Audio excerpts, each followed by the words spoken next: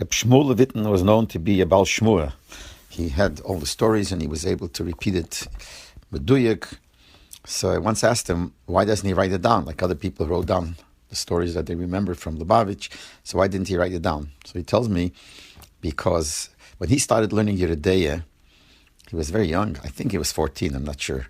So it was hard for him to know, to get everything, all the shita straight. So he went to Yechidus to the Rebbe Rashab, and he asked the Rebbe Rashab what to do. So the Rebbe Rashab said to him that the eitzah is, you should write it down. When you write it down, it clarifies it in your mind and things get clear. And then the Rebbe said to him, don't make a sefer. So therefore, he feels that he shouldn't make a sefer. That's why he doesn't write it down. That's one thing he said.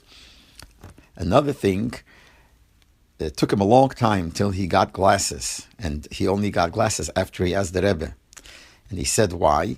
Because when he had to go to Priziv, it means he had to stand to go to the draft, and they looked all kinds of eitzes to avoid the drafts. So people would do things to themselves in order that they should be sick, so they should not go to the draft. One of the things that people used to do is that they used to start wearing glasses.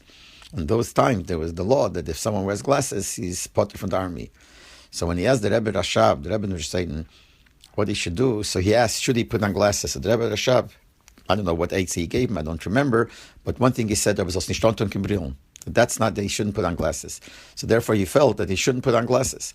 But at the end, when he was older and he needed glasses, he wouldn't put it on until he asked the Rebbe, and the Rebbe, our Rebbe, and the Rebbe agreed that he should put on glasses. That's when he put on glasses.